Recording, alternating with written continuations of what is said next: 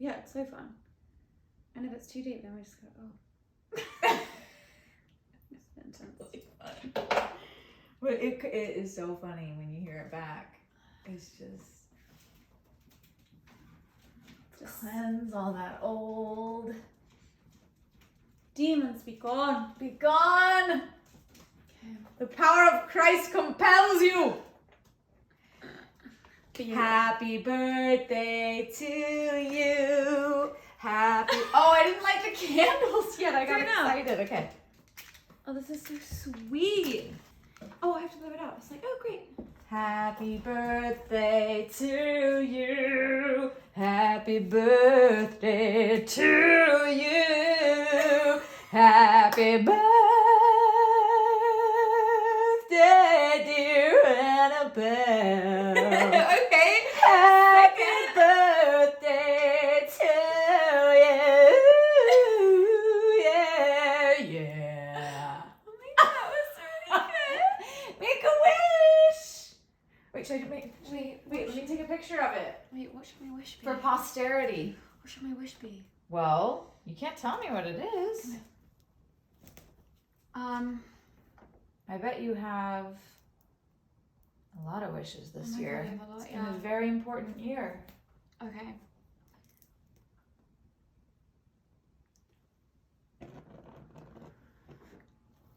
Woohoo! Yay! Happy birthday! It's my birthday. Let's get And the we got champagne bubbles. open. Ooh. I have a feeling we're gonna get it easier than last time. Oh, Happy New Year! Scare the shit out of me. Well, how are you feeling on your birthday?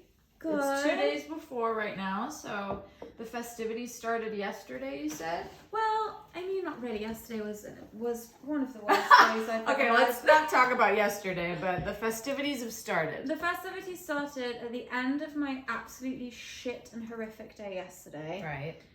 Which was actually a blessing. Which was a but blessing. Didn't feel like it at the time. Did not feel like it at the time. I like how we're not going to use a plate. We're just going to eat the cake. We're just gonna... just like this, Exactly. basically. With 2 forks. And so it started yesterday when I saw that bunch of wildflowers, which cost 3 times the amount that I would usually ever buy flowers for myself. And they're gorgeous. They look like English. They look like English country garden flowers. So I got myself those expensive wildflowers. Love that the wildflowers are some of the most expensive you can buy, despite the fact that they are in fact wildflowers. So I bought those for myself, and I thought, happy birthday me. It starts now. Happy birthday, you. Cheers. Cheers. Love you. Love you too. Yummy. That's good. I wonder if they can hear the bubs. You hear the bubs? So, I've been having some drinkies. Had some wine last night. You did? Yeah. A full glass? Or just a swig I from the had bottle? No, I had 2 little, like, ramekins almost of wine. Probably Dixie cup? Probably accounted for around a half a glass of wine in actuality, but I've really enjoyed it. I made myself some pasta and red sauce. Of course you did. And because that's all I ate. Mm-hmm. And had the red wine. It was just really a pleasant experience. Good. Spirits, not really sure. I mean, it's a shame. Gin and tonic's my favourite drink. It is? Yeah, love it so I much. can't do gin. Why? God, it's intense. Yeah. It smells. Oh God, I love it. It's one of my favourite things in the world. A good gin and tonic. My mother-in-law loves a good gin and tonic. You know, in England, they call gin mother's ruin. Maybe it's an English thing then. Gives you depression. Some people feel they get depressed the next day. I'm not laughing at depression. So funny. Just laughing at thinking of you and my mother-in-law having a gin and tonic together. I would love to have a gin and tonic with her. She's coming to visit. Oh, actually, hold that thought. Yeah. Listeners, this week you're not getting the podcast that you asked for, but you're getting the podcast you deserve. Yes. You mangy mongrels. I'm glad you said that. Our guest had to postpone, so we're going to be saving our questions for 2 weeks from now, because I have to postpone next week because of my important meeting. Right. Happens to fall next week. Right. So in 2 weeks. So this is obviously, we knew this was coming with a guest. It's not always going to be straightforward. It's not always. And then maybe sometimes we need to have backup guests just in case. Because But don't tell the guest that they're a backup guest. No. We can't do that. No. So sorry about the fact that this isn't the one that you asked for. Yes. But it's the one that you're getting. But you it's deserve my birthday. Let's just focus on that. Good vibes, good energy. We're healing, we're moving. Happy birthday, all Cancerians. Happy birthday, all Cancerians. Summer babies. Cheers to That means your parents had sex in what? The winter? They were cold. They were freezing. That's all they had to do in England was have sex all day. And they had you. Right. Breaking news. Breaking news from the desk of Annabel. It's not world news. It's not important news. It's Annabel news. Breaking news. I don't care. Okay, so... Breaking news. Nobody cares. Go. Okay. Major T this week. Tristan Thompson. Who's that? Baby daddy of Khloe Kardashian. Okay. Who already got caught cheating once. They've spent years trying to reconcile their situation. She's been taking it real slow. Hasn't come out, rightly so. Her instincts were correct. Went to a party last weekend. Was shown to be entering a room with 3 women. Now, listen. Even if he wasn't doing anything in the room, given what you've just gone through and all the effort that you've had to put into winning this woman and her family, why are you going in the room with 3 women? Are you stupid? I think you are. That is absolutely yes. I hate it because I love him. I think he's a sweet man. He's You do? Let me see a picture of him. He's gorgeous. Absolute babe. And Khloe, great nose job. So that's one bit of news I wanted to share with you. And what is her reaction? She hasn't given a reaction. And I think that Khloe is the most stoic Kardashian in my opinion. She's been through some... Not sure if that's saying a lot, but okay. No, it is. Because she's been through some real shit. Gotta tell you, she's been through some real bad shit. Okay, there's some movement in the Free Britney. Yes, now this one I care about because I do know Britney personally, and I think she is the sweetest soul, and she deserves all the happiness and freedom. So Free Britney... So what's going on with Free Britney? There have been all of these court hearings to try and get her out of her... I can't say this word. Conservatorship. That's a word. Conservator. The thing, okay, you guys know what I mean. It's the thing where... The thing that she's The in. dad controls everything and conserves her. Supposedly. He's actually exploiting her. So she finally got the chance to speak in court for the first time in, I believe, ages. And she was like, I have literally been gaslit beyond belief. I'm traumatized. I have realized this whole thing is just completely abusive. They put an IUD in me against my will. I'm not even allowed to be driven around by my boyfriend. This bitch is being abused and treated like a fucking some kind of trafficked person. How could you? What would you have to live for? What's there to? Where's the hope in that? When's it gonna? So that is such a great point. That is such a great point. Bless her fucking heart that she has made it even alive exactly to this point in that situation. I would have cracked. I honestly would have cracked. I know. Bless her fucking heart. Yeah. Anyway, so hopefully now that she's given this speech at the hearing and given all of this evidence, but apparently it's almost next to never do people get out of these things. However, I think that given... Can you believe that's a thing? I'm sure it's necessary in some situations. For old people. But not in this situation. Old people, truly mentally ill people. The parents have been telling people that she has dementia and shit. And she's like, I teach my dancers their routines. I do not have dementia. Exactly. I have spent a lot of time with her one-on-one. The girl does not have dementia. She's just traumatized in an abusive situation. You can literally see that it's she's got, sober eyes. Cult eyes. There's eyes people have. The glassy eyes. The glassy eyes. She's got that thing. Yeah. Yeah. The fear behind the Britney eyes. Spears is clearly fucked up. Yeah. Wouldn't you be? Yeah. Wouldn't you be taking medication to fucking survive? You're trapped in your own home every day. You can't access your own money. You can't Not do only are you anything. one of the most famous people in the world, but then you have a clampdown like that, which is difficult to survive for any of us. It's how a she does crazy, crazy life that she's been come here in this lifetime to learn about. What? Tell me why you know Britney Spears, because I've So- been meaning to ask this of you since you Yeah, slightly dropped it in conversation a few weeks ago, like it was not a big deal. I know I've talked about her a couple times in the past. I know Britney because I am really good friends with her cousin, Allie.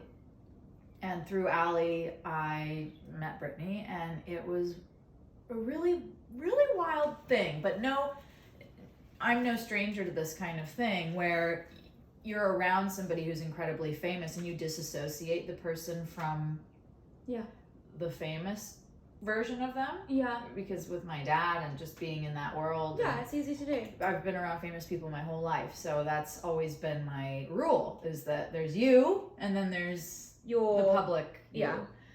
I hope you like this cake. Fucking excited. She What's said it's vanilla with chocolate fudge something. Oh my god. Is it delicious? It really is.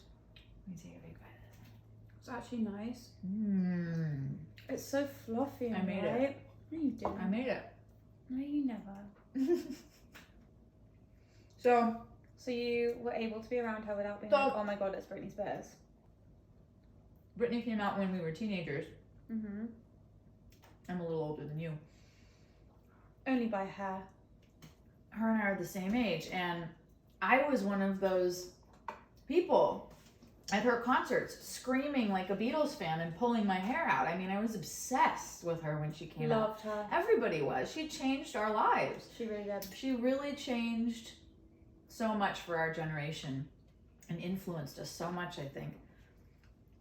And then when I started spending time with her, her and I would go to dance class together.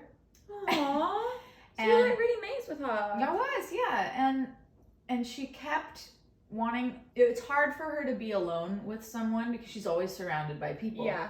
As many famous people are. You know, you're never alone in the house. There's bodyguards, there's cooks, there's assistants, housekeepers, childminders, all these things. And she kept asking me to go out on these one-on-one little dates. And so I remember one time we went to dance class, a lot of times we went to dance class, and it blew me away because she's just a girl. She's just a girl, just like any of us. She just wants to blend in and be a human. And we went to the class. But it's a strange thing because it was a self-esteem issue for her that I saw. And I recognize it for myself as well, so I say this with compassion. She didn't want to take dance class with everybody in the general class, which is understandable because people would be staring at her, fine. Yeah. So we would go up into this private room. Okay. That was at Millennium Dance Studio. I don't know if you've ever been there, but look, there's a private room on the upper level where you look down on the dance class so that whoever... You look down on the peasants. You look down on the peasants Yeah. because if you're Michael Jackson and you're auditioning dancers and you don't want them to see you... You don't want anyone to see what you're doing when you're Michael Jackson. Or in sync, whoever's auditioning the dancers, casting directors... goes up into this room. Into the private room. And that's where we would take dance class. Hey, pass me that. And it was... This story's getting bloody good. and... Thank you. And so, yeah, we took dance class, but in that private room a lot. And she'd say, oh, go in front of me. And she wouldn't want me to watch her dancing. Aww. But it's like, girl, you're You're the best literally- dancer in the world. Fucking come on. I know. You know? Those abs she had. Own it. Wow. Oh my God. With the snake. Remember that snake? So that was, the snake. So that was pretty funny. That was a pretty funny How long was your experience. friendship with Britney? My friendship with her was about a year. And then Year what and a happened? Why did you stop being friends? We stopped being friends because she was having a really hard time mentally. And was this during when it was all kicking off? yes. Okay. It was after the shaved head and the umbrella with the paparazzi. Was that an umbrella she was hitting people with or something? Yeah, iconic moment in my opinion. Did you watch the documentary yet? No, I can't yet. You gotta watch it. I know I'm gonna be so emotional. It is emotional, yeah, but you must watch it. And yeah, she was having a very hard time mentally, and I'm not saying that to dish on anybody. I'm saying that with compassion, because this show, we've talked a lot about self-care, self-love, mental health, and this really ties in with all that. I remember one day at her house, we were laying out by the pool and we were talking about books and spirituality, and she disappeared and I couldn't find her. She didn't come back for like a half hour. Okay. And this was kind of normal. This would happen a lot. And I searched the house and I found her in a bathroom. And all the lights were out, and she was crouched down by the toilet and she was crying. And I didn't know what to do. I just went to her and I sat with her and I put my arms around her in the dark and I said, "Why are you crying?" And she said, "It makes me cry." She said, "I'm so alone and I do this every day. I cry like this in the dark every day." And I said, "I know you don't know me that well, but I just want you to know that I'm here. Yeah. Whatever I can do for you, you can trust me." Yeah. And I just held her for a long time. It was the wildest moment with someone I barely knew. Not only that, but someone that I had been a super fan of.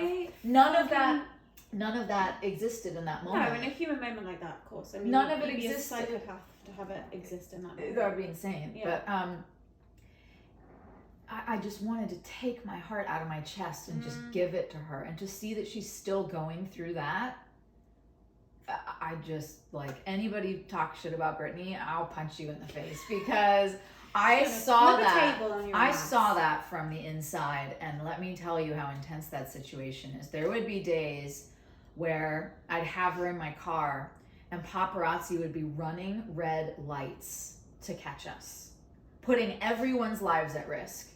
Scum of the earth, aren't they? Scum of the earth. They would be on my car hood. One man was getting in the car with me. His camera was in the car, and I looked at him in the eye, dead in the eye, and I said, "What are you doing?" Yeah. Just like, as a human being, what are you doing? Yeah. And I stared at him, and he like slowly pulled his camera away and just backed out of my car.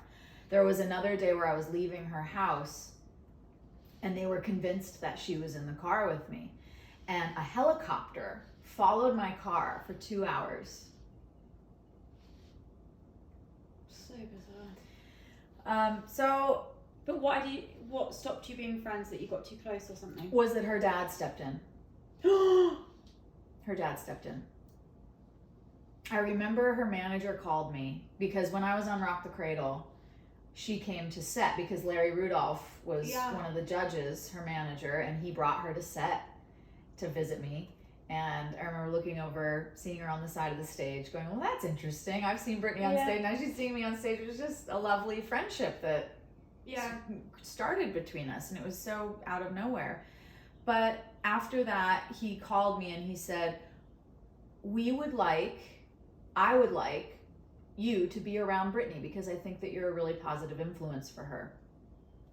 And I want to set up some stuff for you guys to do together. I'd like you to come to the house next week, and we're going to have a movie night for you guys, and you can watch, Sex in the City had just come out or something. And I said, "That's wonderful, Larry." I said, "I think that's really smart of you, because I will tell you, I am someone that you can trust with her. I see her surrounded by a bunch of nonces, as you would say in England, or as Will says up in Manchester. Do you say that down in London? Nonce. A paedophile. A nonce? Yeah. It just means like a sleaze bag. Oh, right. I see her surrounded by a bunch of sleazy people, and I'm someone that you can trust. Yeah. So yes, I would love to." Yeah. And then her dad shut it down. Oh, of course. Yeah. Anyone who gets too close to her, he seems to shut down. He cut off Everyone. And how did he do? Was there like a phone call? Was there an email? Or did you just get... Larry just said her dad has stepped in and it's not going to be happening. And I said... It's not going to be happening, like your friendship. The friendship's not going to be happening. It was like I was being ordered, like given orders about this thing. And I have been trying to reach her ever since. Oh no, you'll never be able to reach her. She would get a hold of me. She'd call me from some random number. And she'd be like, I took someone's phone and I memorized your number to call you. And then the phone would be taken away from her. Or so, I don't even know. I don't know what happened. But some shady shit went on and I haven't been able to reach her since. And I've been trying. I wrote a song about her called Fly, Fly, Fly, which is just about friendship. I think I mentioned it before on the pod. I tried to get that to her just so she could hear it because she wanted to write songs with me at the piano. Yeah. She wanted to write... She wanted to be your friend. She wanted to have a relationship with you and do all the shit that friends do. Exactly. And it just wasn't going to happen. And I'm still trying to get to her. You will. When she gets out of this, I cannot wait to see the person that she's going to become when she gets out of this. I can't wait to see her be the person she was born to be. I know. Do you know what I mean? That was robbed from her and stopped in her tracks. Like, the reason I would love for you to watch that documentary is because if you have any questions about... It's going to make me so sad. It is, but it explains so much to me. It made me understand what drove her mad, basically. And you may know that as somebody that was around her because you saw it all happening. Yeah, but I did. It's the extent of it, and like it gave the umbrella shaved head thing context. It gives... She was like animal in a cage being poked. And I saw a lot of really, really bad things, but I'm not going to get into that. No, and I don't want you to. I don't. It's not it's her private information. No, it is. But it was really, really a very serious situation. And during that time, several of the top publications in the world came to me and offered me the cover, full spreads for my own music, if I would dish on her. Scandalous. And to every single one, I literally said, go fuck yourself. Yeah, please kindly go and They offered me cover. And they said, not just cover, but for your music. Like, no one will even know that you were the source that talked about her. And I just... The evil that I saw... These people will go to. The evil that I saw in the paparazzi and the press. And then you think, those people... We've said this before. Those people live on your street. They're in the grocery store with us. They walk amongst us. There's no humanity in it. They don't care if the person lives or dies. No, they really don't. If they died, it would be better because they would sell more story. Yeah, I mean that week. And they can keep the story going for years. John Benet Ramsey's still on the cover of of magazines. Yeah. Anyway. Fucking hell, Lucy. So, free Britney. You've been sitting on that little fucking nugget. Jesus H. Free Britney. Speaking of all this, Britney. I out-crazied a crazy person on the street just now outside your house. What? There were some crazy people, and I saw them in Was my it path. that group down there? What were they doing? I was watching them out the window. I think drugs. Crack. Something. And I was nude watching them from the window. You're always nude watching everyone from your window. I know. People are worried about people watching them while they're nude in their houses, but what in this neighborhood you should be worried about is me nude watching you. You don't know I'm watching you, but I am. So I have this tactic with crazy people where I will out crazy them to get them to leave me alone, and it works every time. No, it's the best. So what I do is because I saw them in my path and I knew I was not going to be able to walk around them. So what I do is I take my favorite lines from a poem. Okay. And I just mutter them really loud and weird. Wow. And I kind of rock back and forth. So I walk by them and go, "Oh night, that was my God. Oh night, more," and I act it out. "Oh night, more loving than the rising sun. Oh night, which joins a lover to their beloved one, transforming them into each other." I do that. I did that the other night at the gas station. Oh my God! This homeless man was trying to talk to me, and what I just did for you, I did to him, and he was speechless. They're just like, Yeah, it's the classic response. If there's, those people that come up to you and scream, just scream back. Literally just scream back. Yeah, it works. It really works. I love it. I have a technique similar to that, but not exactly the same. And it's not for homeless people or crazy people or any type. For your friends. Any type of street. For your family. Unhoused neighbour that we may have. It is for those fucking assholes who work for charities, who pressure you into giving money. Standing outside Trader Trader Joe's. Do you have money today for children dying with cancer? Do you have money today for orphans whose parents died in alligator mauling accidents, who also had AIDS and were also just paraplegic? Like, do you have money for them? I'm not laughing at those people. I know, of course everyone knows that. It's like, yeah, okay, fine. Like, fucking, of course I've got fucking money for them, you fucking asshole. And then if you don't give them money, they sort of pester you when you go in and out of the shop. They also look at you and it's like, you're getting paid to do this. You are not here for free. You're not a volunteer. You're getting paid actually above minimum wage to do this job. You're speaking from a script. You're speaking from a script. So what's your tactic? Don't fucking judge me. You take them out at the knees? No. If I'm with somebody, if I'm not with somebody, I do it on the pretend phone call. Oh, okay, yeah. Okay, Yeah. This is a top secret.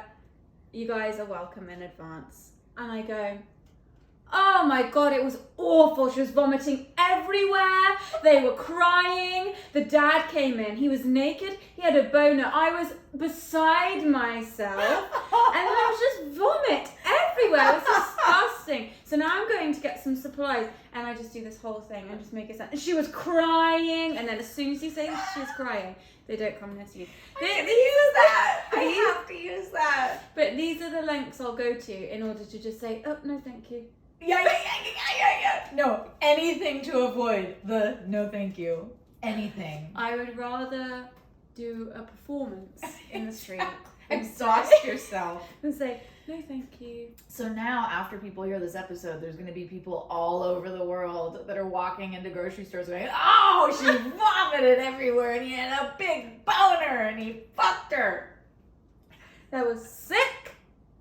It was disgusting. This is going to be on the news. So people everywhere are having, Tourette's attacks as they're going grocery shopping. Foods. You guys are welcome for those 2 little nuggets. But really, to just round up the desk of Annabel Jones. Oh, we're still on the news. No, we're finished. I think we can't top it. There are some more stories, but nothing will do better than that story that you've just told me. Mm-hmm. Now, speaking of celebrities and... Well, I wanted to do a grief check real quick. Entertainment. Grief check. Because this is an emotional birthday, maybe more than others, because it's your first birthday without Ryan. Yeah. So, as we've said, a lot of times before the actual event, your brain is preparing for it, and that's the exhausting part. Yeah. Is that happening to you? No, because I've learned from my mistakes and I decided to just take control of my own happiness, and I've planned a picnic on the beach with some friends. I thought I can't go to Italy, so I'm going to bring Italy to me. I've got a whole theme. I've got party favors. It's not going to be many people. It's nude, right? Naked, completely naked, yeah. And my colour theme is like canvassy, natural colour, white lacy, and then I've got I bought a fake bust thing, like a statue that's gonna go in the middle, and there's gonna be a lady, and there's gonna be purple flowers. Sand sculpture? No, she's fake concrete or stone. And I've got blankets and cushions, and I just thought, I'm not really a big birthday person particularly, but this year I've sort of just focused on making it as nice for myself as possible. Yeah. And that will keep me focused and hopeful, and it's a plan, and it's the future, and friends will be there, and so it will be really nice. And anything that I can do to ease the pain of looking around the table and missing Ryan and Max not being there, and that's that is what makes it hard, and that's what makes the first anniversary, their birthday, your birthday, the first Christmas, all these things, these are big milestones in your grief. So it's really important that you do what you can to get through them in a way that is constructive, I think. Obviously Max's birthday did not go well. Ryan's birthday went better, but I didn't make a plan. This time I'm making a plan, and what it's teaching me is like, okay, this is working. Not, I don't know what's going to happen on my birthday, but I think it's going to be a joyful, lovely day. And then it's taught me a good lesson, because now I know, okay, when Christmas comes up, New Year's, I need to just make plans, like well in advance, and just take control of my own happiness. And that's something I'm really learning through this whole experience. I mean, even today, I woke up in my house, there was no honey, no tea, none of the things that are a big part of my routine, and I started grumbly, whatever, and I thought, fuck it, I'm going to go to the shop, and I'm going to start the day again. So I came back, got all my shit, started the day again at 8 in the morning, and that for me is just about harnessing the day. And I'm in a habit at the moment where I don't turn my phone on until I've written my first pages in my journal, until I've had my cup of tea, and until I've adjusted to the day, and set the tone for how I want my day to go, which is, speaking about what we talked about last week, is when you are no longer the master of your tasks. Well, it's a similar kind of thing. I want to be the master of my own happiness. So that is what I'm trying to do for my birthday. That's beautiful, Annabelle. Thank you. Have you got any griefy... Okay, what are you going to say? Have I got any griefy stuff? Nope. I needed to hear that about the phone.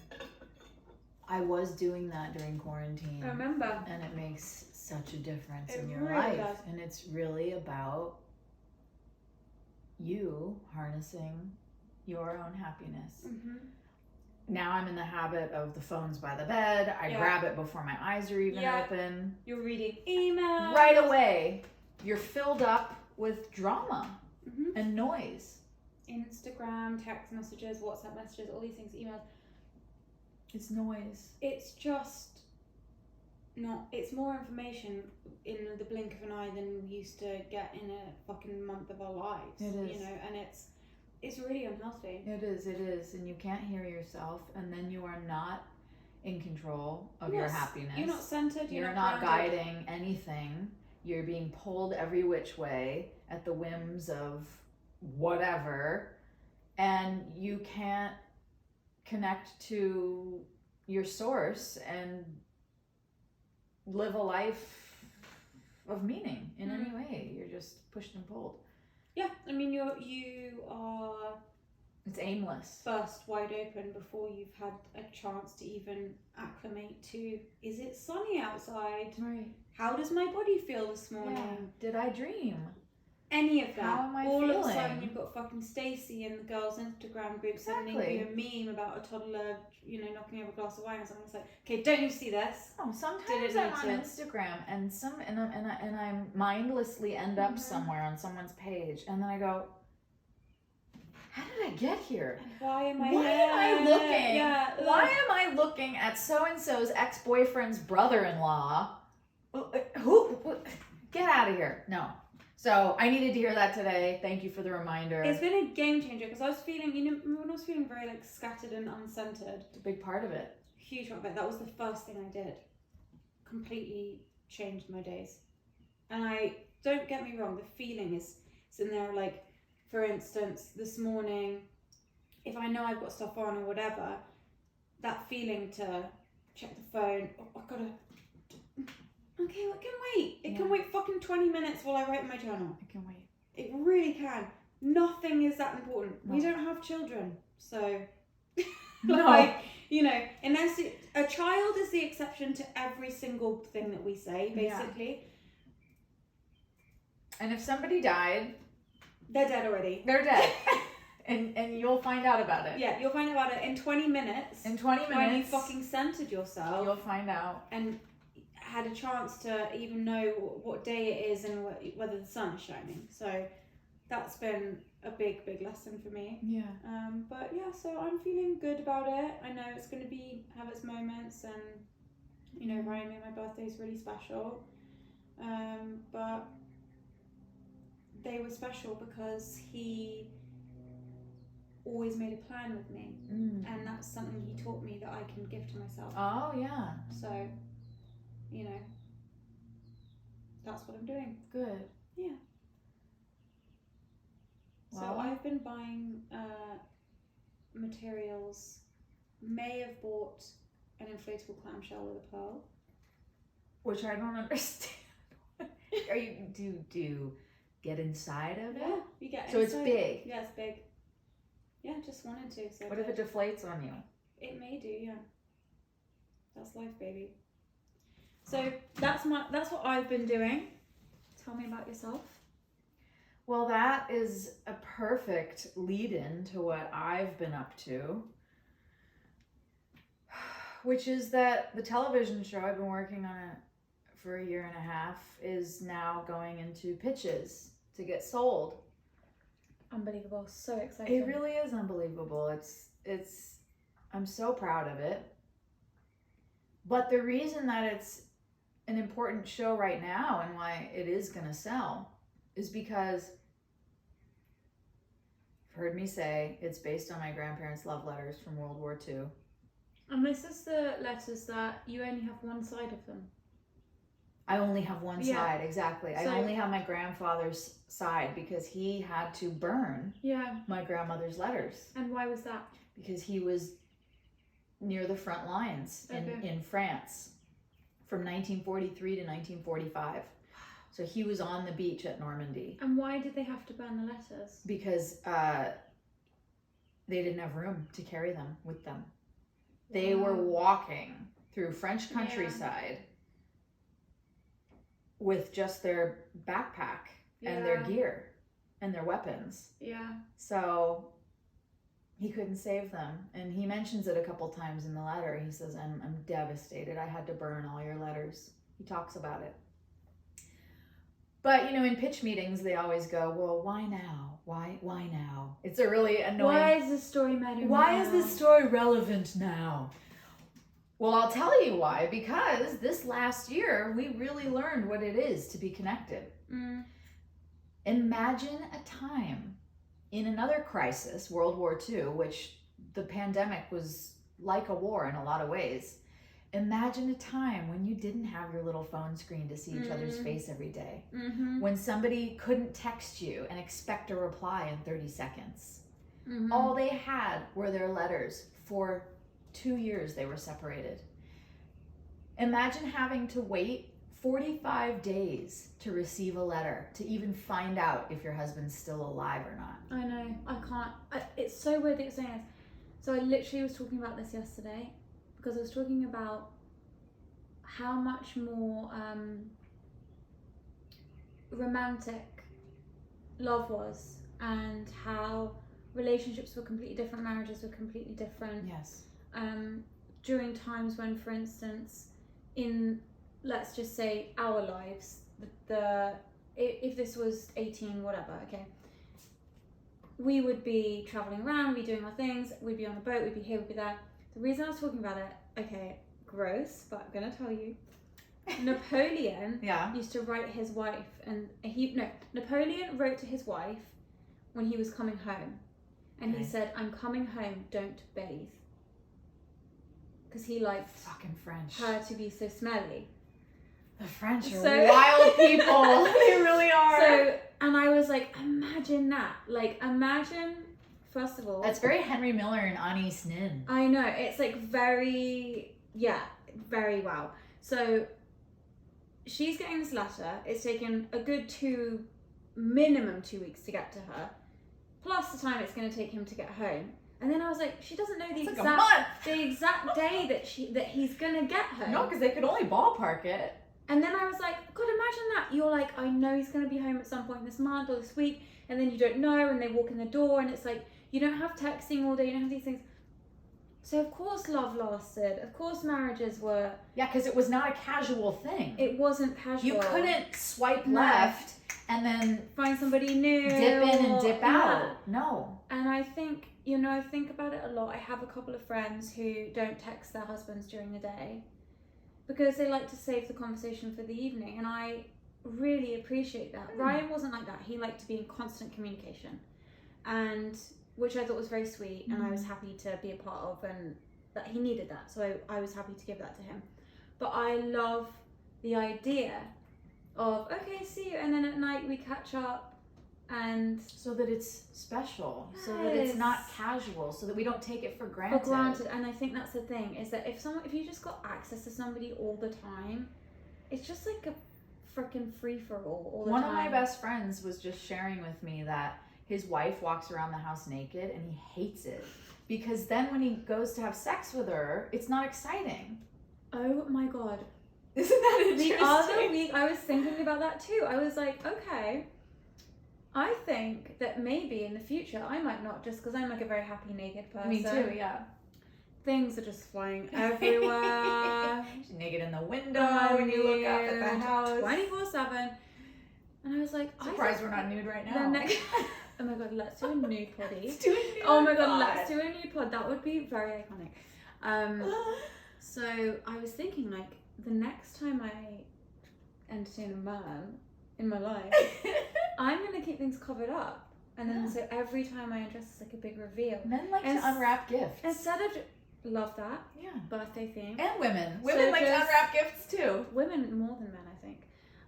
So I'm just, instead of my big gazungas just flobber-dobbing all over the place. Yeah, just giving them a preview. Me just fucking slithering about the place. Slipping and sliding all over. And I am, let me tell you. I'm going to keep it wrapped up. Dry as a bone. No, not dry as a bone, but just I secretly. was just trying to make a comparison to the slip and so it's slide. like, oh, never mind. Is it dry? Is it dry as a bone? Maybe not. Maybe not. Is it you don't know. A juicy surprise? Maybe you don't know. Woo! We're gonna find out. Exactly. And that's how I want my life to be. We're not talking all day. I'm not flobber-dobbing my tits around. No. It's private. And you will. It's contained. You will really appreciate it when it is given. Do you pee in front of Will? No. Okay. We have a rule. Okay. Doors closed. Bathroom stuff always. I told him, never are we allowed to have a door open for anything like that. Okay, so I love that. So, because I'm old-fashioned that way. I truly believe there needs to be separation. I think the key to a happy marriage is separate bathrooms. Well, then maybe even bedrooms, actually. I love that. He said no. He shut that down really quick, but I did try it. No, you have. You have. I recommended separate houses because we have different design taste. I actually recommended me living in Scotland and him living here, but he's not going for it. The most I can get is door closed when we're peeing. Well, that's something. We'll start. I'll take it to start. I've always like peed in front of people and been fine peeing whatever. I have too, but there's something about the romantic relationship. I completely agree. And I think even towards the end with Ryan and in that last sort of in quarantine when we were just on top of each other all of the time. Yeah, quarantine was tough for crossed people. my mind in that way. And I started closing the door all the time when I peed because I was like, there's no like boundaries here. So we're just like gross, like you've got a beard and your hair is crazy and like a bush and I'm just like probably fat and I'm just like this is terrible. I'm crying It was a every struggle night. for a lot of couples during quarantine. Like I'm colouring like a 5-year-old. It's like this is not good. We're both having mental breakdowns. Exactly. There needs to be something. Privacy and I think that some people will really not like that we're saying that. And I get that it's a very old-fashioned way. It is very old-fashioned. To feel, yeah. I like separate bedrooms. Me too. I would... In the Crown, I love when they have separate bedrooms in the Crown. 9 out of 10 times, I would sleep in the same room. But in the summer, frequently I would sleep on the couch. Well, that's I don't the want to concept. be touched. I don't want to be... I'm hot. I don't want to be touched. So ideally I want to go to bed and rest. Separate rooms. And I can't rest when I'm cuddling. Don't cuddle me. Don't touch me. I don't want to shower with you. Yeah, please. we don't cuddle at night in the bed, and we have a huge king bed so that there's room. Yeah. Because once all that is done, I want my book 100%. and my don't even look at me. crystal lamp and my own self. Don't even look at me. Like ideally there'd be a limo window, you just press one. The limo window. Maybe you and I should get together and get married. I mean, well, if things don't sounds work like out it would well, work. I have this conversation with every one of my girlfriends. Oh, great! So you're cheating on me. I'm sorry, I'm already cheating on me already. Yeah. I'm cheating on the last girlfriend. I said that I wasn't going to, that I was going to marry. So you tell all your girlfriends if it doesn't work out with their men that you're there? No, I just think it's a great plan. It is. Just live. You have like they say in Romeo and Michelle. If we're not married by the time we're 30, ask me again. I just think it's, for me, I love a companion, and you know how artists love to have a muse. Yeah. Well, that's me. I've got to have a muse. I like it. I like to have a man around. I like to look at them. They're sexy. I like to fuck them. I like to hear them talk. I like to be in a fight sometimes. I like to cook dinner together. Yeah. I like to just do boring things together. Like, let's go and get some groceries. It's nicer with somebody else. Do you want to go for a walk and talk about sweet nothings? Yeah, sounds great. Yeah. I love companionship. I do too. But here's the thing. I also love being able to get away when I want to. Exactly. I am somebody, and I'm realizing this more and more and more and more, and especially through my grief and figuring out all my new boundaries, all of that. I need alone time. Me too. I need fucking air and water. Me too. And when I have alone time, I'll give you everything. Oh my god, I'll give you everything. If you get in the way of my alone time, I can't stay with you. But if you give me that freedom, that's how you are too. You will get the best of me. Yeah, exactly. Every time I come to you and I go, oh, I've got all these great ideas, I've done this thing, the whole merch thing, everything, all of that, all the designs. I'd gone that day and spent the entire day alone. Just following, I went on a path here, I went to lunch here, I went to this thing, just followed my instincts and wandered around and had a beautiful day. So wonderful. You had a date with yourself. I had a date with myself, and I try and do that a lot now. I mean, obviously, because I don't have a choice. You're completely alone in the world. No, you're not. No. I'm absolutely not. No, I'm not alone in the slightest. No, but I'm just saying, like, you know, obviously now I don't have a husband, right? So, and Ryan liked to be in constant communication. I couldn't go a day on my own unless I had pre-planned it with him, and even then it was very hard for him. So yeah, that's a very tricky thing in my relationship right now. Okay. Yeah. So I think it's a thing. I think that some people need tons of communication. Yes. And to be with people all the time. Some people need to be alone.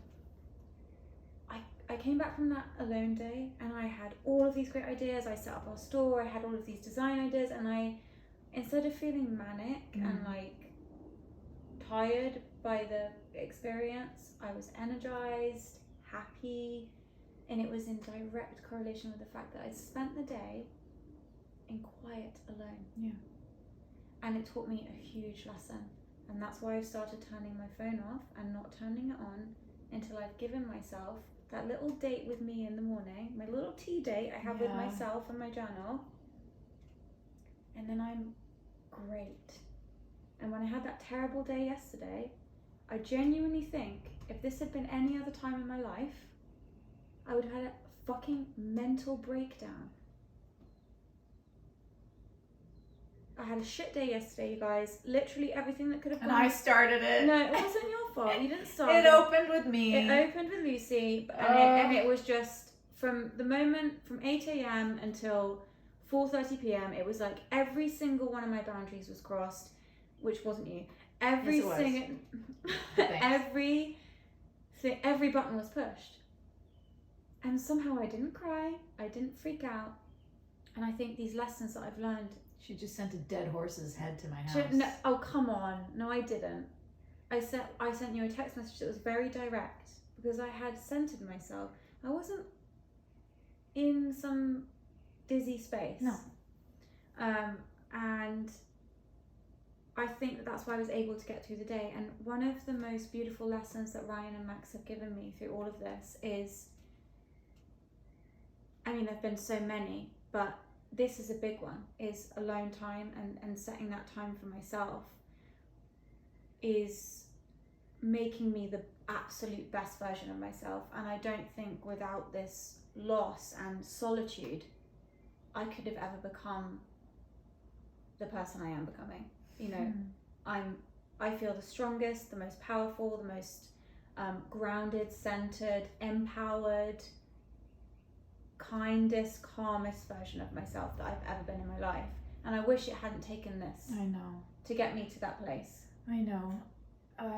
And it's fascinating that, as I've shared on the pod before, when Ryan did come through to me after he passed in the seance that I mentioned, that's exactly what he said.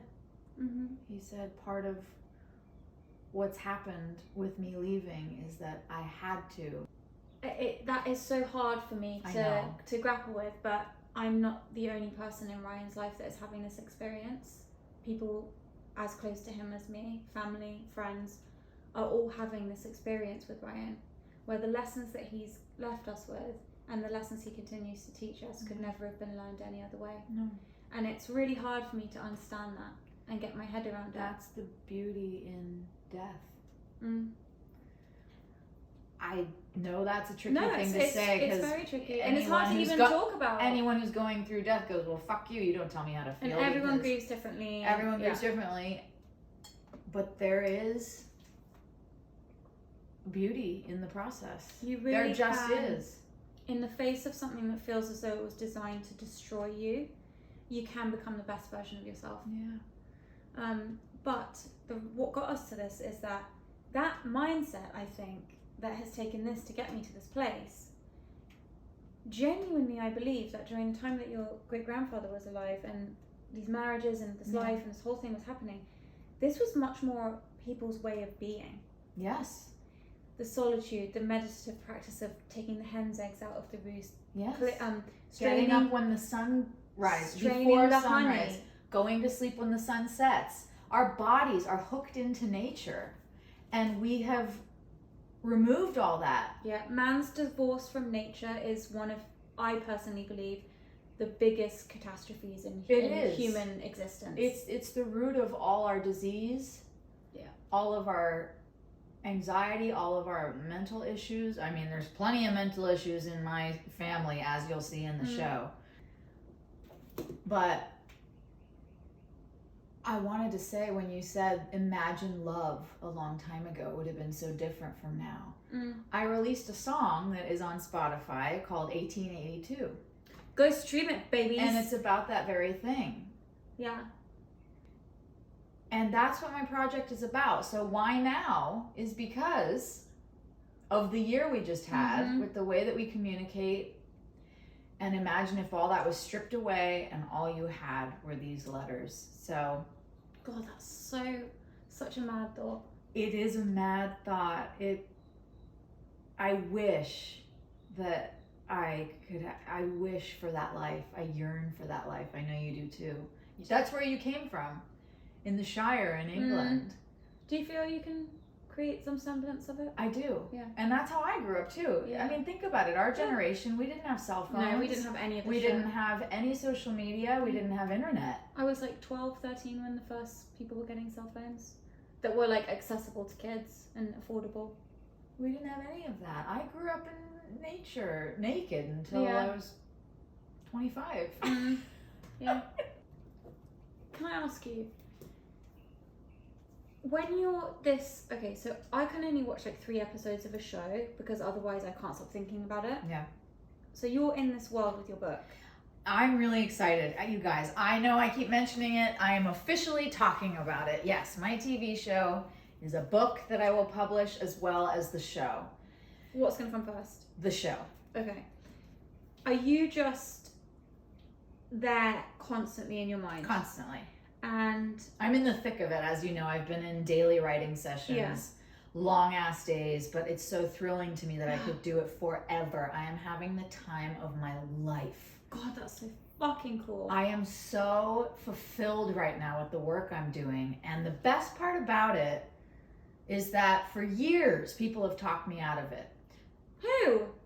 Give me their addresses. to them. Just want to talk to them. Yeah, I'll explain this. If you're not in the entertainment industry, here's what happens. So anytime you watch the Oscars, anyone who wins an Oscar, any director, writer, whoever gets up on that podium says, most times, this project has been 10 years in the making. This project has been 15 years in the making. You hear it over and over again. I've been working on this project since I was 16. Oh my fucking God. That's when my grandmother gave me these letters. So a year ago. So when I started devoleping this when I was 16. That whole process is in the book. It's very funny. I talk about. So you've got like this wad of World War II letters. Yeah, 63 of them. They're absolutely incredible. Not only do I have that, but I have other family artifacts. I have my great-grandfather's suicide note. Whoa. He hung himself in the barn. Yeah. I think about it so much. Don't know why, I just do. He was a gambler. Mm-hmm. I've talked about it, haven't I? I know, you've talked about it. I'm repeating myself. No, sorry. It's good. No, you have to give it context, that's fine. And I have a German helmet that my grandfather took from the beach in Normandy. Whoa. Fuck me. It's got a swastika on it. No, it's a green helmet. I'll post a picture of it so you guys can see it. He took it from the beach, and I posted a picture of it on social media, and I just said my grandfather's helmet from World War II. And the reason I know it's German is because I got a ton of comments going, "Why do you have a German helmet?" And I went, "Oh, okay," because I didn't know if it really was German. Because I had been told that he took it from a dead German's body on the beach in Normandy. Like taking a head. Yeah, so I have all these artifacts in my house. Wow. Because I'm this crazy family historian. I've always been collecting stories, interviewing my relatives, just collecting stories, never knowing what I was going to do with it all, but knowing that I was going to do something. Mm-hmm. I felt like a squirrel gathering nuts for a long winter. I just didn't know what it was for, but I knew I had to. God, I love that feeling. And so I know. And so now the television show started a year and a half ago. At the beginning of quarantine, right before quarantine, I went to coffee with this Indian filmmaker named Aditya Patwardhan. I'm a big fan of his work, and I'm an actress, so I'm always checking in with directors just to say hello and keep in touch. We went to coffee and we got to talking, and he has some family letters as well. So we just geeked out over this and we decided to start writing together. So since January of 2020, which is a year and a half now, 3 days a week we have met without fail and written. Even when I was in England, we would FaceTime, just kept it going, kept developing this story. Now it is turned into a 10-part miniseries. All it started out with were these letters and an experience in my own life that I knew I wanted to use, which was my abortion. Other than that, we created everything based on true events within my family. Wow. And the reason I say I got talked out of it a lot was because I've tried to get it going through the years, but there have been a lot of false starts. For instance, 3 years ago, I went to lunch with a writer friend of mine, and I said, I want to make this show about my family's letters. And he said, he meant well. Yeah. He said, you've never sold a show before. No one knows who you're not a showrunner. No one's going to buy your first show. It needs to be on something that you know really well. And that is being a rock star daughter. So why don't we create a show about you and your rock star dad, and we'll make it a comedy? And I allowed him to talk me out of it. I went into fear. I thought, oh God, maybe he's right. Who am I? Who am I to sell a show, an epic World War II show that looks like Saving Private Ryan? Who am I? I'm no one. The fear talked me out of it, and I went on this selling pitch with this show about my dad, and it was very funny. But now I'm in a different place with myself, and I will not be talked out of what I know I want to do, and I have every right to make it, and I will not take no for an answer. And this is the story actually that I know best. Yeah, of course. I know this story best than my outward appearance of being a rock star daughter. This I know best. Yeah. This is in my heart and soul, and I can feel the difference. And that's why I can't stop working on it. Because I'm finally listening to myself and following my soul with what it's been asking me for the last 20 years to do. I'm finally listening. And that's why, I mean, I'm up, you're always telling me to slow down and rest and stuff. And I'm definitely understanding how to do that now. But I was up till 4 a.m. last night just working on it because it's thrilling to me. It's healing. It's so healing. I'm understanding so much about myself in connecting with my family members that I've never from 100 years ago. Is it giving you a longing feeling of wanting to know them and meet them? Does it make you sad? No, I feel like I do know them. Okay. I'm spending time with them. That's why I can't stop, is because I'm spending time with these people. Yeah. And the reason that I'm a storyteller and an actor is because I'm obsessed with taking people that are in the shadows, average lives, quote unquote, people that never accomplished anything, quote unquote, these people that pass in and out of life and death, birth and death. Birth and death is different from life and death. Without barely a blip on the radar. Yeah. I'm obsessed with pulling them out of the shadows, shining the light on them, and telling their story, giving them a voice, giving them life. So my grandfather, who committed suicide in 1940, because he owed money, he had gambled the farm away in a card game. Yeah. And his suicide letter says, sell the farm and take the money and go to Florida and live as happy as you can. But come back and lay next to me and little Harold. Oh. Now, little Harold was my 7-year-old, I don't even know what he is to me, great uncle. He was 7 years old. He died at school. He was hit in the head with a swing. No. By another boy who was on the swing set. The boy was teasing him. He ran in front of the swings and he got hit on that mastoid bone in the back of your head. Oh no. And he lived for a week. And my grandmother was 17 at the time. It was her favorite brother. They sang together all the time. They had a shared bed in the attic in the family farmhouse, and they would sing all night. And he lived for about a week, and he died. And he sang as he was dying. No. He sang Tiptoe Through the Tulips. Oh my God. I have 2 newspaper clippings of his death, and even the nurses at the hospital said that he died singing. God, that is so beautiful. So it's things like that in my story that means so much to me, to pull these people out of the shadows. He died in 1929. Little Harold did. Imagine if he knew that 100 years later, I would be bringing his voice, his life, to a screen. I know they know, because I know they're helping me through the process, and I feel them every step of the way, so they do know. But I'm just obsessed. I'm obsessed. I know I've been talking your ear off about this. So cool. I'm obsessed, and I've never felt so centered as an artist, so ready to fight for what I know is mine, and so determined to make something happen. And it's a vehicle for myself, of course. I'm playing my grandmother. This medium friend of mine who I've mentioned, Dr. Ryan, I went to him after my grandmother had died, and he didn't know I was working on this.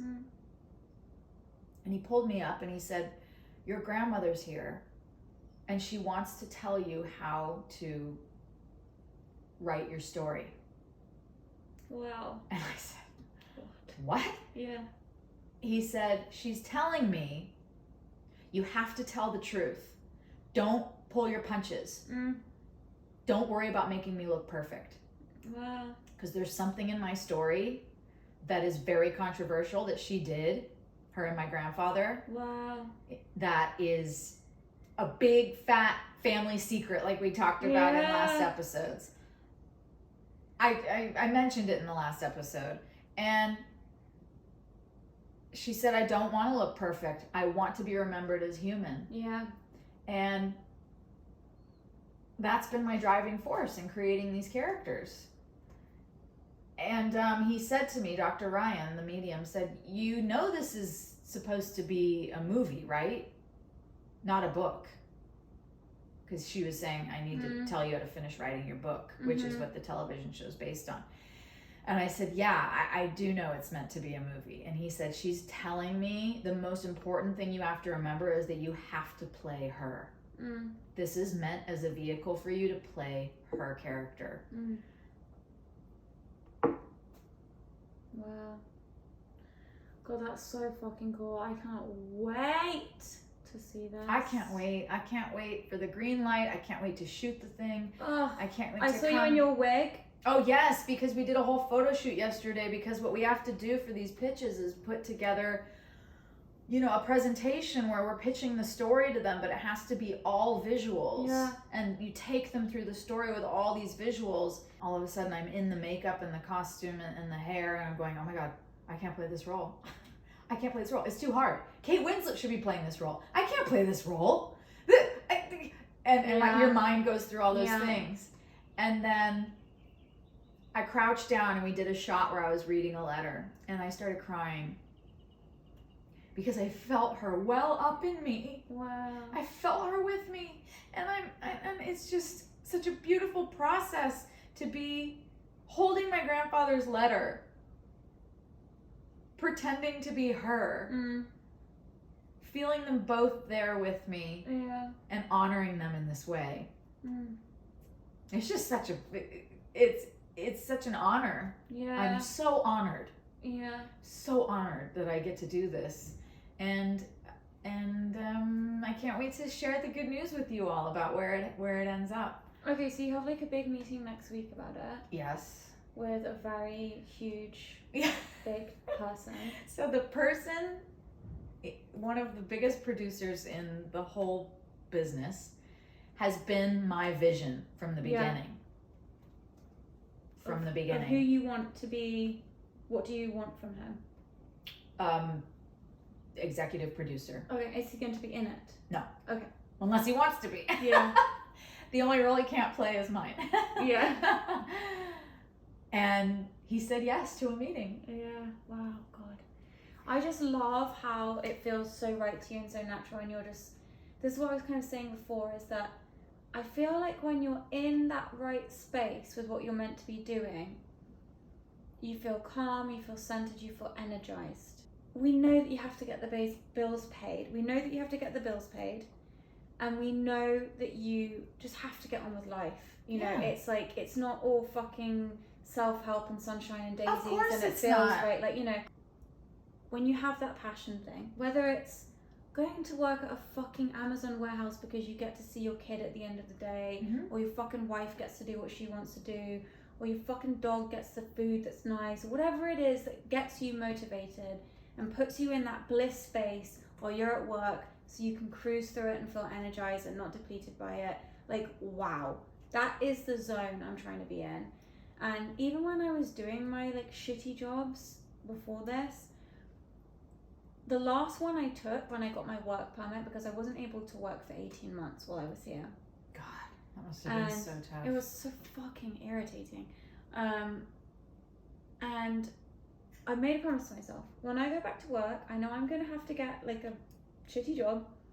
But the shitty job I'm going to get is going to be in keeping with what my tastes and interests are. And it's going to be with people who I feel are good people. I'm not just going to take the first thing that comes my way, which is what I've always done before. And I've always ended up getting fired or quitting or doing poorly at the job. I found a shop I wanted to work at that had the things in it that I was interested in, with women I believe to be lovely people, and it changed the trajectory of my day job mindset. Like you with your studio and your teaching that you do. How much nicer is that than driving fucking Lyft or whatever the fuck you were doing before? I put a boundary in with myself several years ago that I was never allowed to work in a restaurant again. I didn't care what I had to do, but that was killing my soul. Isn't it funny, the things that, like, I've got friends that who are songwriters that will go and work at do like brunch shifts at restaurants and just make $600 in tips, and they love it. They're energized by it. They love the social interaction. It works for some people. It works for some people. Like one of my family members is a Lyft driver. He loves it. Mm-hmm. There are people that couldn't do the job that I did in the shop. They would be bored out of their fucking Everyone's minds. different. Everyone's different. Yeah, so I really, and it's what you're, how do you say it? You don't control your task. You're the master of your task. You're the master of your life. Mm-hmm. So you get to choose. Even something as menial as a day job to pay the bills. You can disagree with me all you want and say you just don't understand. My life isn't as easy as yours, or I have to do this or I have to do that, and I get that. But I'm also a firm believer in standing up for what works for you. I think that's a self-awareness thing. I think that's like an emotional intelligence thing. It's about knowing yourself, knowing what you're capable of, knowing what you can commit to. Yes. Not expecting of yourself, overextending yourself, all of those things. But the point of that whole rant is just like, I have no problem talking about it because I have paid my dues in terms of shitty day jobs, so I don't care who has anything to say about that. All right? No, I know. I just think some people don't understand. I think a lot of people see us and they think that we've been handed everything. Of course, that's why they listen, because it's fun. And we know that we are coming from a massive place of privilege, but also the reason that Lucy and I connected initially is because we have had a very different situation than a lot of other rock star kids, in the sense that nothing like was handed to us. No, and I've always had that judgment in my life of people looking at me and thinking that I have everything handed to me, and they really underestimate you. Yeah, they really do. Yeah. They really do. They think you have a ton of money. They think that you've had everything handed to you. They think that you have no problems. And just be smart. Have more humanity than that. Honestly. Well, be smart about it. You never know. You can look at the most... I was, again, listening to Sally Field's book on tape. She's talking about dating Burt Reynolds. He was the #1 sex symbol in the world. That guy was miserable. He was so scared that he was dying of a heart attack, that he was on pills. He was freaking himself. He was miserable. I'm sorry. I don't care what someone's life looks like on the outside. Yeah. People are human. Yeah. Get some humanity and be smart about your judgment, because we're all in the same boat as humans. And you can look at anyone else and think that they've had it easy. Mm. Well, everyone's always going to have had things easier or harder than you. Someone's looking at you thinking that you've had it easy. And vice versa, it's the grass is always greener. But on the flip side of that, funny little thing that might make you laugh is, so my dad's estate only closed like 2 years ago or a year ago or something. What I want to say is, like, me and my sister Sarah laugh now so much because we like to joke that we have trust funds and that we're trust fund babies, because we have a trust now because the estate turned into a trust. And we get like such a nominal amount of money from it every year. But I love it when I get my little email. I'm like, oh, my trust fund just came in. And I'm like, let me pay for this sandwich with my trust fund. Like, I love now, after the life I've had of just being like, my fucking dad gave me jack shit, that piece of shit. Like, now I love to tell people I have a trust fund. That's amazing. Just because I'm just like, yeah, you think I have a trust fund? Well, I do. Rolls off the tongue. Yeah. It's what I deserve, Lucy. Yeah. It's what I fucking deserve. I know. I deserve for my show to go to series. That's what I deserve. That's what you will get. Yep. I can't wait. So happy birthday, Annabelle. Birthday girl. Enjoy I'm gonna the be beach. 33. Please post lots of pictures for everybody to see from your beautiful beach party. It sounds like it's going to be stunning. It's going to be nice. And even if the thing I love about the beach is, even if it's cold, I still like it. Yeah. So if it's sunny, I'll like it. I'll be wearing a bikini. If it's not, I'll be wearing a hoodie and I'll be cozy in my little area. Yep. So that's good. I'm looking forward to it. Happy birthday. May your year ahead be overflowing with all things beautiful and delicious. Thank you. I love you. Jinx, you owe me a Coke.